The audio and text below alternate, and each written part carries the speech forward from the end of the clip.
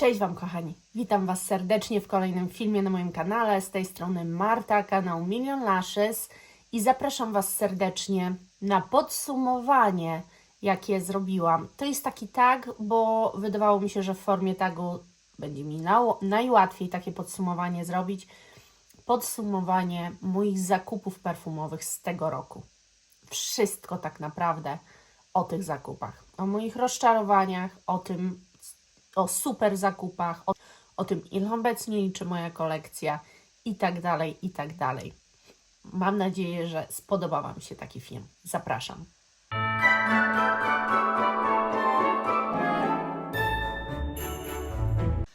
Zapraszam Was ja mam dzisiaj ptasie mleczko oraz herbatę i jak mam takie właśnie podsumowanie typu tak, pytania, odpowiedzi, to już może się stać to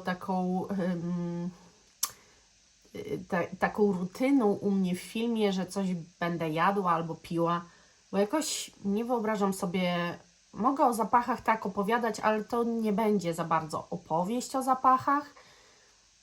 Tu będziemy dosłownie podsumowywać moje zakupy z tego roku. No i zapraszam Was na to. A że postanowiłam, że nie robię już żadnych do końca roku, to te podsumowanie może być właśnie teraz. Ewentualnie w Wigilię mi dojdzie zapach od Wojtka pod choinkę, ale to dojdzie. Zaklasyfikuję to jako już nowy rok najwyżej. Zbyt wiele to już nie zmieni. A teraz zacznijmy. I tak. Pierwsze pytanie to jest, ile zapachów kupiłam w 2024 roku? 82 zapachy. Celowo mówię zapachy, nie flakony, nie perfumy. Znaczy perfumy mogłam powiedzieć, ale celowo mówię zapachy, a nie flakony. Ponieważ kupiłam 48 małych pojemności. W tym są małe pojemności, miniaturki i odlewki oraz 34 standardowe flakony. Grubo, co? 88 nowych zapachów mi doszło tylko w tym roku. 82, Boże, przepraszam. Ile z tych zakupów to marki niszowe? 27 zapachów z tych 82 to są marki niszowe. I ja będę czytać, bo ja oczywiście się przygotowałam i sobie wszystko liczyłam. I to takie też podsumowanie jest, słuchajcie, dla mnie chyba dobrze zrobić sobie czasem takie właśnie roczne podsumowanie. Lubię wiedzieć co i jak. I wymienię Wam te marki. I to jest tak. Frédéric Malle, Sphinx Fragrance, Amouage, Xerjoff, Marc-Antoine Barrois, BDK, Vivamor, Franck Boclet, Sheridan, Boho Boco, Profumo di Polignano, Bibliotek. Grubo, co?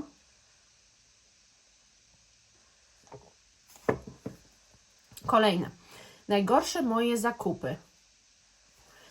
I tak się zastanawiam, czy tutaj Wam pokazywać. Ale tak. Wiecie co? Pokażę Wam tu. I tak, najgorsze moje zakupy, słuchajcie, to jest zdecydowanie Burberry Goddess. Najgorszy zakup to nie znaczy, że zapach mi się nie podoba. Tylko może być na przykład przesłanka taka, że jego trwałość w ogóle mnie nie zadowala. I właśnie trwałość tego zapachu na mnie jest tak słaba i tak ulotna. Ten zapach w ogóle nie trzyma się mojego ciała, ani moich ciuchów. Nie wiem. Dla mnie jest zdecydowanie za słabe. Ogólnie myślałam, żeby go sprzedać i może jeszcze nad tym pomyślę, bo chyba mam nawet do niego pudełko, więc może bym sprzedała ten zapach. No nie, on po prostu nie spełnił moich oczekiwań trwałościowych. Kolejne rozczarowanie, no to zdecydowanie Nina Ricci i to jest Nina, a to jest Le Delicious de Nina. I to jest tak. Ten zapach już w miarę trwałościowo nawet jest spoko, ale wydaje mi się, że nadal, jeżeli mam wybrać, bo to jest strasznie zbliżony zapach do Light Blue Dolce & Gabbana i szukałam zamiennika, żeby może jakiś inny i tak dalej. I wiecie co, jeżeli miałabym takim jabłuszkiem pachnieć, to jednak dalej wybieram Dolce & Gabbana. Trwałość, to jaki ogon zostawia, to nie zostawia żadnego ogona, jest słabe, a Delicious jest Delicious, ale zbyt dla mnie syntetyczne. Tak jak Wam mówiłam, ja czuję niestety tu plastik, no i ten plastik mnie uderza strasznie, dlatego ja nie lubię tych zapachów. Szczerze powiem, nie sprzedaję ich głównie dlatego, że no nie mam do nich opakowań i one już nie wyglądają też dobrze. To jakoś tak zaśniedziało. Nie wiem, wiecie co? Nie wiem, ciągle się biję z myślami. No są póki co w mojej kolekcji. Co zrobisz? Kolejne niewypały, to dalej Wam powiem, to są dwa zapachy Furli. I to są niewypały trwałościowe. One są ładne, bo to są świeże zapachy. Ale te zapachy, które są w takich długich buteleczkach, one są bardzo trwałe. Natomiast te Mystic Authentic bardzo słabe. Ta fioletowa wersja to jeszcze w miarę, ale tej to w ogóle mój nos nie wyczuwa. Jest aż za mocno świeża. Ja nie mogę aż tak strasznie świeżych zapachów. Do toalety super, ale tak na ciało do noszenia dla mnie zbyt słabe. I też nie mam opakowań, więc w sumie nie sprzedaję tego. Kolejne to jest zapach Al Rehab z Choco Mask. Tylko za trwałość, za to, że ja po prostu muszę się nim dopsikiwać, że ja po prostu nie mogę z tym zapachem tylko wyjść i zapomnieć. Ja go po godzinie dosłownie już praktycznie nie czuję. Jest dla mnie dużo za słaby, więc tak naprawdę bardzo mi się ten zapach podoba, ale za jakość, nie? No i kolejny zapach, o którym Wy nie wiecie, że ja mam, to jest, chyba nie wiecie, a może już wiecie, ale chyba nie wiecie. To jest najnowsze, wyszła taka linia Memory z Kenzo i to jest akurat zapach Core Azuki. To jest, słuchajcie, zapach niczego. Nie wyczuwa się tu niczego, naprawdę. To nie jest kwestia mnie. Tego zapachu nie czuje nikt. Jest wodą perfumowaną, a zachowuje się jak woda toaletowa i poza tym nie pachnie kompletnie niczym. Jest praktycznie bezwonny. Serio, to jest zapach totalnie dla mnie bezwonny. Nie tylko dla mnie, koło nie zapytam, to nikt niczego tu nie wyczuwa. Nie wiem kompletnie, jak Kenzo zrobiło linię, która jest, nawet nie wiem jak to nazwać, bo no dramat, serio, to jest dramat. Kolejne moje rozczarowanie to jest oczywiście Black Opium od YSL. No nie muszę tłumaczyć chyba, że jest to po prostu zapach totalnie nietrwały i nie wiem dlaczego ludzie za nim tak szaleją, bo ja tu nie wyczuwam ani jakiejś intensywności, nawet przez tą chwilę, którą on na mnie trwa. Jest taki dosyć nijaki, niby waniliowy, ale naprawdę nijaki dla mnie, więc szczerze dobrze, że to jest miniaturka, bo jakbym miała pełny flakon, to bym se strzeliła. No i ostatni zapach, o którym Wam powiem, może Was zdziwię, ale mam odlewkę Toma Forda Black Orchid i muszę powiedzieć, że o ile, to wiecie, to jest inna buteleczka, taka czarna, że o ile tamte Toma Fordy, które mam, bardzo lubię w tych takich kwadratowych, bardzo prostokątnych buteleczkach, to muszę przyznać, że to jest po prostu dramat. Why Because Why? To jest dla mnie bardzo słabej trwałości zapach. On nie jest brzydki, ale gdybym miała porównać, mam do czego porównać, dlatego że Frank Boclet, zapach Orchid, już po ułożeniu się one są bardzo podobne, chociaż słodszy jest Frank Boclet zdecydowanie.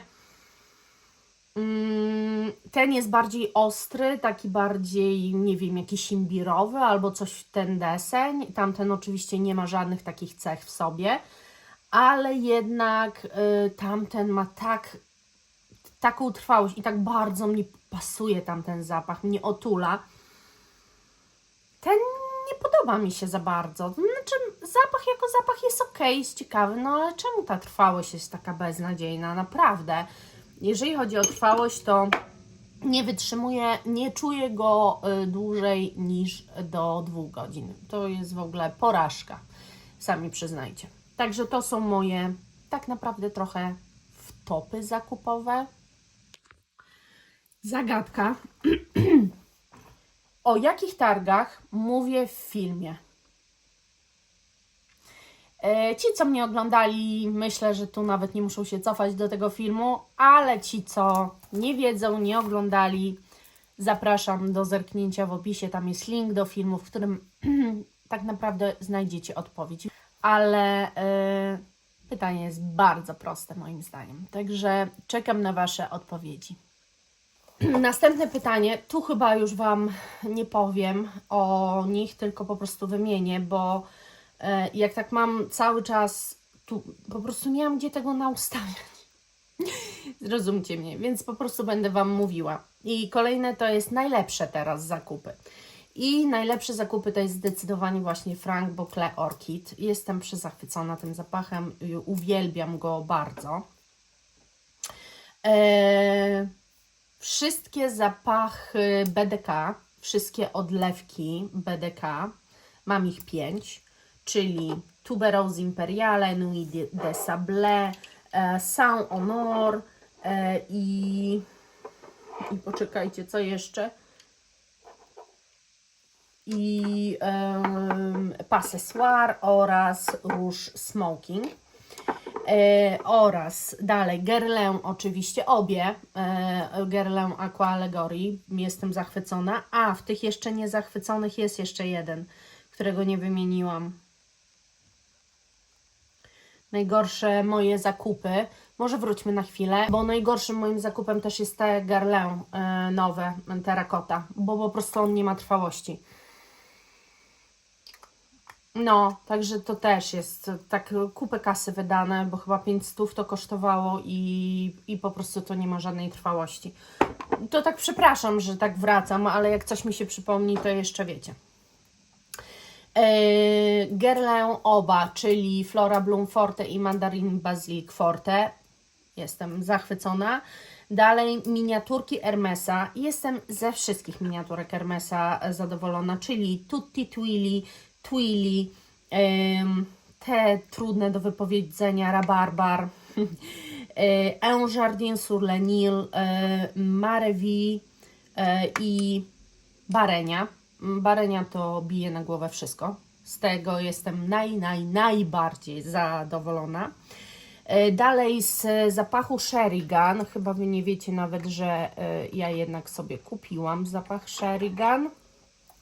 O, to Wam pokażę, no bo nie wiecie. Lovers in Pink. Ten zapach to jest, słuchajcie, kładzie na łopatki po prostu. Naprawdę, ten zapach kładzie na łopatki i to jest coś przepięknego. Uwielbiam go. Dalej wszystkie zapachy Amouage oraz Zerjoff. Zerjoff mam jeden, oczywiście Herba Pura odlewkę. Kocham. No i Sphinx Fragrance. Cieszę się, że zapachy Sphinx poznałam. One wszystkie są właśnie w takiej pudrowej kompozycji i mi to bardzo pasuje. Ja uwielbiam pudrowe zapachy. No i co? I to wszystko. Tak, żeby takie to są najlepsze, no bo mogłabym jeszcze tam wymienić oczywiście nawet arabskie, ale one nie są najlepsze. Ja się cieszę, że je mam w kolekcji, ale takie najlepsze nie są. No i nie wymieniam też zapachu Trussardi, który dostałam, bo to nie był mój zakup, tylko dostałam. Ale tak, też by się znalazł w tych najlepszych. Trussardi zdecydowanie.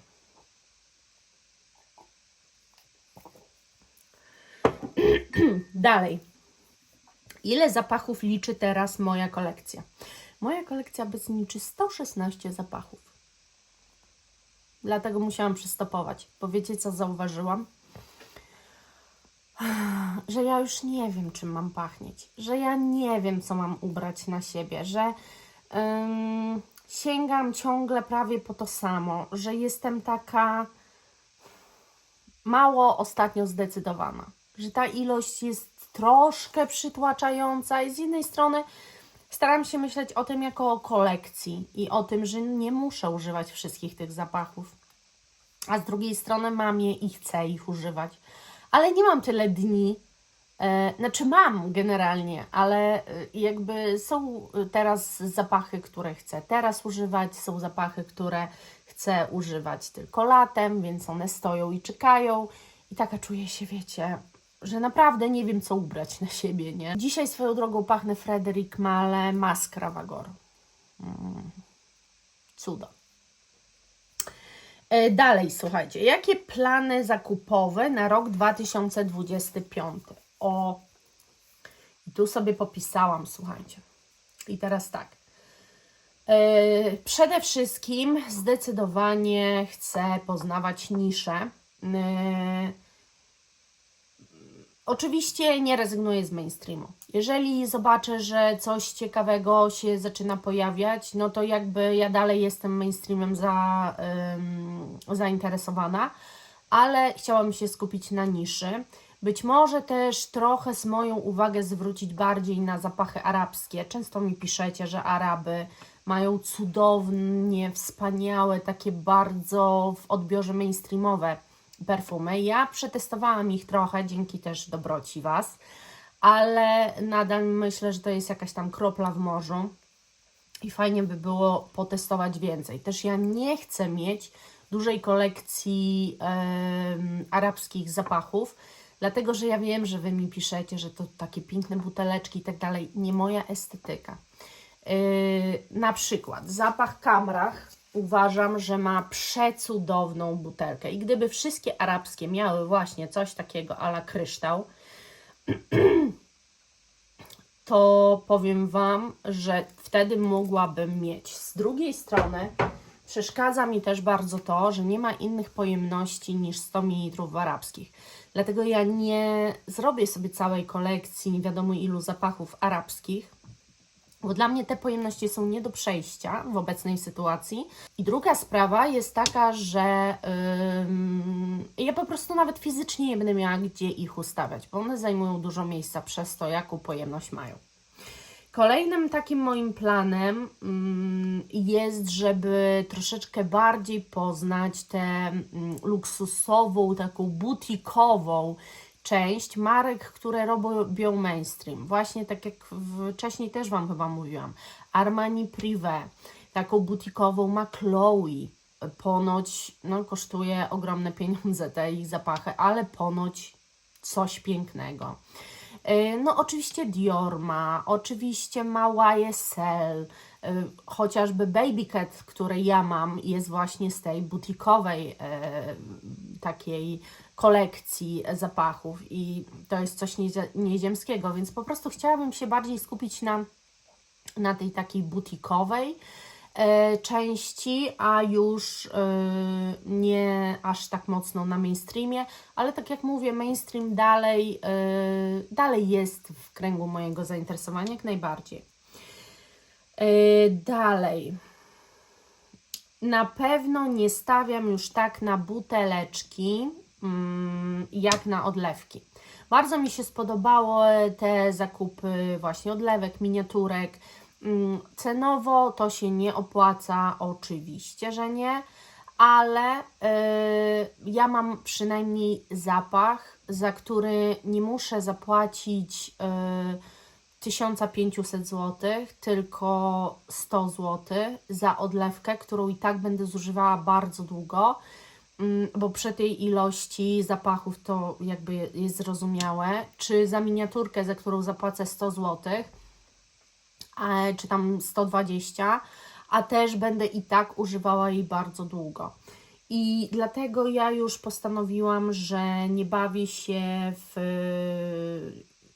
nie będę sobie nakładała jakiegoś przymusu posiadania flakonu. Oczywiście jest tak, że są zapachy, których flakon być może mi się spodoba nieziemsko i zechcę go mieć, ale nie będzie to absolutnie moim priorytetem. Końcówka roku mi pokazała, że odlewki to jest coś naprawdę świetnego, warto z tego korzystać i najlepsze ceny odlewek dostaniecie na grupach facebookowych. Zapachniści ma dosyć drogo.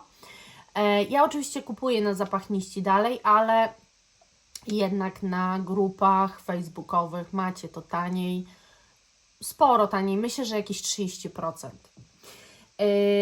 I co? No właśnie, i też odlewki pozwolą mi poznać większy zasób rynku, większą część rynku oraz też nie zajmują tyle miejsca. Kolejne to jest, jaka marka skradła Twoje serce w tym roku? No to takimi markami, które skradły moje serce, jest na pewno Hermes, dlatego że uważam, że są to zapachy inne i wyjątkowe, że ta cierpkość ma tu sens i jest czymś bardzo orzeźwiającym w całym tym słodkim, słodko-waniliowym świecie.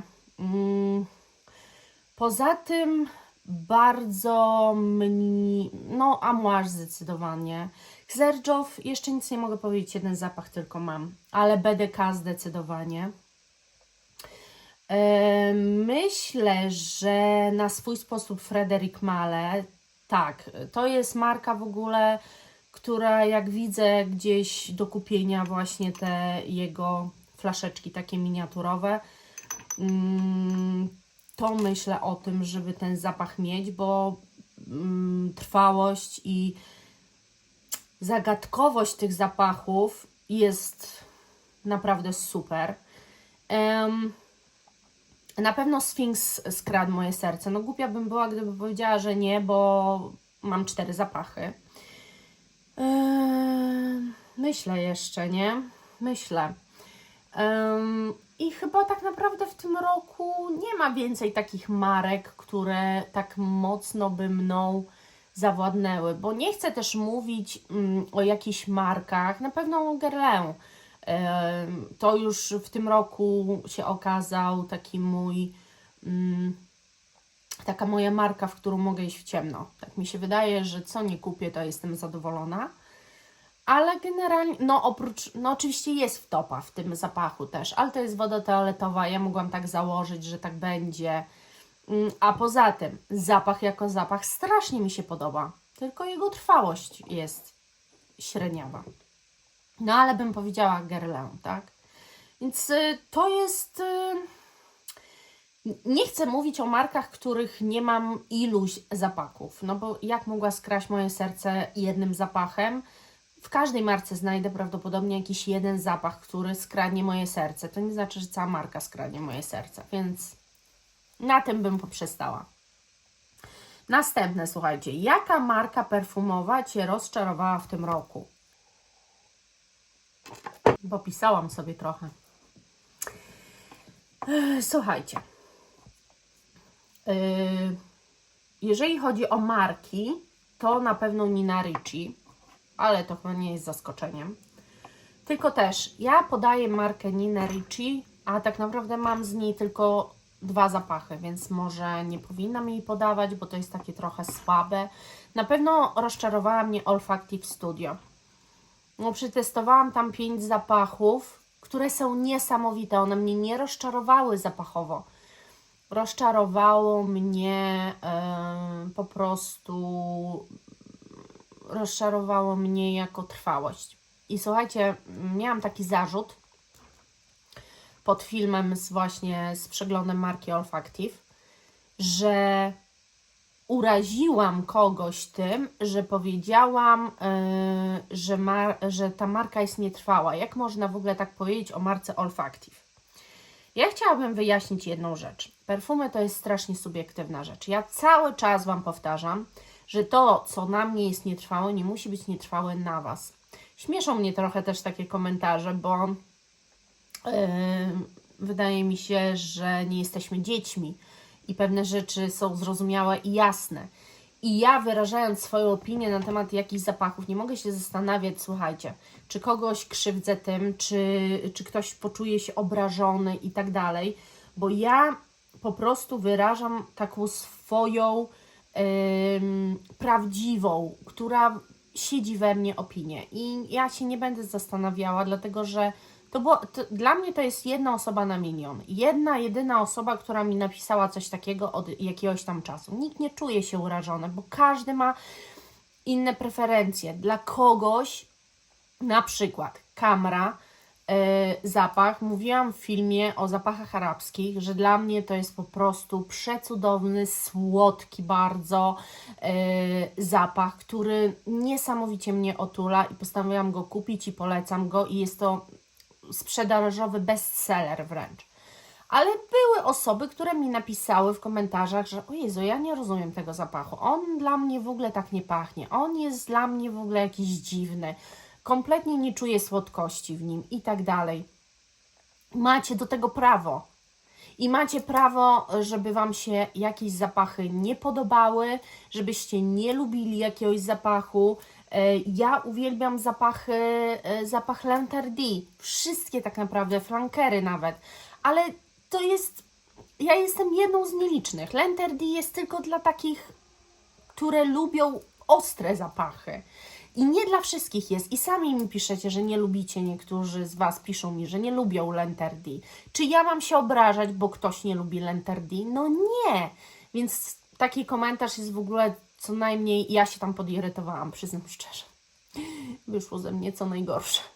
Znaczy ja po prostu dziwię się, że ktoś taki komentarz może napisać, no bo to jest odczucie subiektywne, jak zresztą każde odczucie jest subiektywną opinią czyjąś.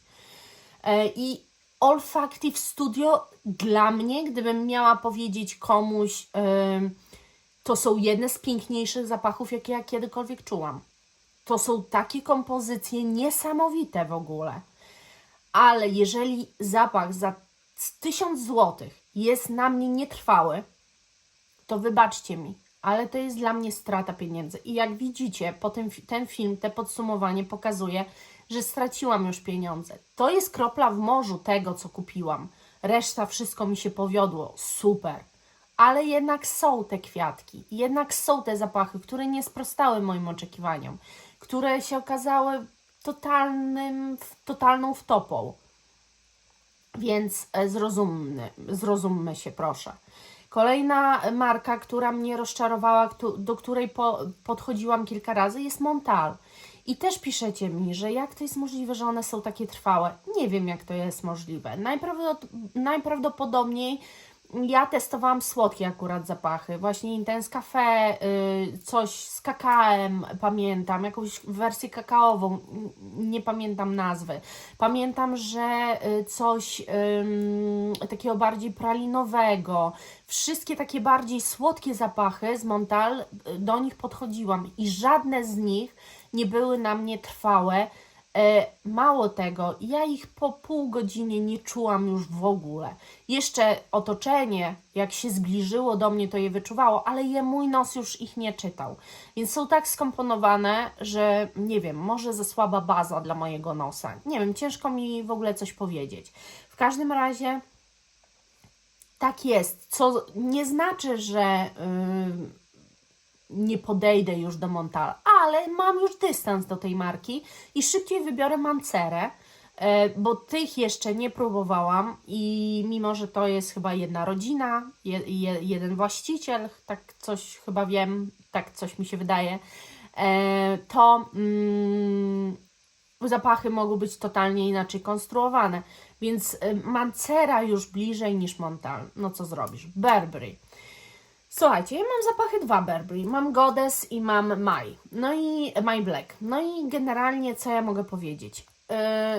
One oba mi się podobają. Ale co do trwałości mam pewne ale. I na pewno nie jest to marka, do której ja zajrzę. wydaje mi się, że to tak jak z Niną Ricci, no 2 zapachy i co Ty możesz powiedzieć. Tylko że zmartwieniem moim jest takie, że z Nina Ricci mam zapachy nie za bardzo popularne. Są dużo popularniejsze zapachy Nina Ricci, a z kolei z Burberry mam, słuchajcie, zapach Goddess, który jest bestsellerem 2023 tej marki. Mało tego, na Facebooku on jest strasznie poszukiwany, wszyscy go chcą mieć. Z kolei komentarze w 90% pokrywają się z moim odczuciem nietrwałości tego zapachu. Jak ktoś poszukuje tych perfum, pyta o nie, co myślicie i tak dalej, to 90% komentarzy jest takich jak mój komentarz, który też staram się tam pisać, że te zapachy ten zapach jest po prostu nietrwały. No i ostatnią marką, którą tutaj bym umieściła, która mnie rozczarowała, to jest jednak replika. Słuchajcie, no jeżeli chodzi o replikę, to jeżeli chodzi w ogóle o ten Beach Walk na przykład, to jest fajny, świeży zapach, którego ja nie czuję po 5 sekundach, bo jest dla mnie zbyt świeży. Ja po prostu nie wyczuwam zbyt mocno świeżych kompozycji. Ona musi na czymś siedzieć konkretnym, bo jak nie, to niestety. Jeżeli chodzi o Jazz Club, ten zapach podoba mi się najbardziej i o tym zapachu już Wam też mówiłam. On naprawdę mi bardzo leży. Natomiast za pierwszym razem wyczuwałam go ekstra i też tego nie rozumiem, czy mój nos tak mocno przyzwyczaił się do niego, że już po pierwszym razie, przy użyciu drugi raz, po pewnym czasie, powiedzmy po 5 godzinach, mój nos już go nie wyczuwał. To było coś takiego, że musiałam się tak przewąchać, słuchajcie, żeby wiedzieć, czym ja dzisiaj pachnę, czy ja w ogóle czymś pachnę. A zapach By the Fireplace to mam wrażenie, że jest dla mnie dużo gorszy niż Star Maubusin i tego typu zapachy, które mam w swojej kolekcji, więc też nie porwał mnie jakoś strasznie. One są piękne, ale brakuje im tego czegoś, co by dodało takiej dużej trwałości tym zapachom. No i kolejne pytanie, słuchajcie, to jest: ile zapachów arabskich doszło do kolekcji? Jako że w mojej kolekcji nie było żadnych zapachów arabskich, no to teraz doszły 3. Czyli Latafa Eclair, Camera i właśnie ten Al Rehab Choco Mask. I tak naprawdę więcej grzechu nie pamiętam. No nie mam więcej zapachów arabskich. Nie mam więcej zapachów arabskich, no ale już mówiłam Wam o planach na przyszły rok, więc zobaczymy, jak to będzie. Dalej, czy planujesz zakup perfum arabskich w roku 2025? No i trochę mówiłam w tych planach, że planuję, ale to jest wszystko bardziej widzę to w odlewkach. Nie widzę takiego kupowania tych flakonów. Dla mnie te pojemności są straszne, tak jak wspomniałam. Widzę kupowanie odlewek, poznawanie zapachów arabskich, może kupowanie próbek. To jak najbardziej, ale już tak, żeby zagłębiać się i mieć kolekcję flakonów, które naprawdę mi się nie podobają. Jest strasznie mała ilość flakonów arabskich, które mi się podobają. Też Wam mówiłam, że Zerjow marka ma te flakony takie właśnie zarabizowane, bym powiedziała, i też nie do końca mi leży, jest to marka niszowa. I też chyba wolę z tej marki mieć odlewki niż może z jeden flakon pokazowy jakiś mieć, ale generalnie wolę chyba mieć odlewki niż flakon. Generalnie ja jestem bardzo wybredna, jeżeli chodzi o flakony i też chcę, żeby ta kolekcja była kolorowa, urozmaicona, ale może nie aż tak. I rozumiem, że ktoś ma taką estetykę i ktoś to bardzo lubi, ale no ja niekoniecznie, więc generalnie planuję, ale z dużym rozsądkiem do tego podejść. I ostatnie pytanie. Ile nowości perfumowych z 2024 roku zakupiłaś? I to myślę też jest ciekawe, bo tych nowości perfumowych z 2024 roku zakupiłam 15. Więc biorąc pod uwagę, że zakupiłam w tym roku 82 zapachy, to 15 nowości to jest jakiś taki procent, duży, nieduży, jak tam ktoś do tego podchodzi, ale na pewno też taki, który pokazał mi, słuchajcie, że wychodzą fajne nowości, że dalej potrafią zrobić zapach, który jest bardzo trwały, bardzo esencjonalny. I też moje takie ogólne spostrzeżenie jest takie, że ludzie się kochają w słodkościach. Osoby, które nie za bardzo lubią słodkie zapachy, nie za dużo mieli do wyboru. Jednak marki idą w słodycz, to się dobrze bardzo sprzedaje, to jest widać to, na czym ludziom zależy i co ludzie lubią. Ja też jeżdżąc, ostatnio jestem dosyć często w galerii, bo no, mam parę tam rzeczy do ogarnięcia, a nie chciałabym już w tym filmie mówić, bo to jakby nie ten temat, ale generalnie jakbym miała powiedzieć, to też wydaje mi się, że społeczeństwo dosyć słodko pachnie i dlatego takie perfumy są tworzone. Nie dla wszystkich. Mi się też tak wydaje, że właśnie ratunkiem niejednokrotnie dla wszystkich osób nielubiących słodkich zapachów jest właśnie nisza. Tam każdy znajdzie coś dziwnego, innego. Jak ktoś lubi zapachy skórzane, no to raczej tam tego szukać. Mniej jest takich fajnych, przyjemnych, noszalnych zapachów skórzanych i też damskich w mainstreamie. Wydaje mi się, że trzeba się bardziej naszukać. Wiadomo, że tak w ogóle też miałam dylemat, słuchajcie, czy Toma Forda zaliczać do niszowych zapachów, czy z kolei do mainstreamu. I stwierdziłam, że nadal, mimo że to jest taka cena, to nie cena czyni, że coś jest niszowe, tylko raczej zapach jako zapach. A wydaje mi się, że jednak Tom Ford bardziej tworzy zapachy mainstreamowe. Na pewno też tworzy dziwne zapachy, bo to niejednokrotnie słyszałam. Ja mam tylko jakąś tam, wiecie, drobną kolekcję, bardzo malusieńką. Tak naprawdę poznałam 4 zapachy Toma Forda, więc też nie będę się wymądrzała. Ale wydaje mi się, że jednak chyba tam rządzą takie bardziej mainstreamowe klimaty. Myślę w ogóle, że to jest akurat Tom Ford jest kwestią sporną. No ja nie uwzględniłam Toma Forda w niszy, bo gdybym uwzględniła, to tam trochę te liczby by inaczej wyglądały. Ale uznałam, że jest to jednak mainstream. Ale tak samo mogłabym powiedzieć do Guerlain. No bo tak, moim zdaniem Aqua Allegoria jest bardziej linią butikową. Nie jest to raczej mainstream. Więc też powinnam użyć, ale z kolei to nie jest nisza też, bo to jest tylko wersja butikowa. Wiecie, te zapachy butikowe, tych marek butikowych, przecież ja mam też Bois d'Argent, to są bardzo noszalne zapachy, piękne, ale są niektóre udziwnione, może takie ostrzejsze i też ciężko zakwalifikować to, w jaki sposób to kwalifikować. Gdyby ktoś podał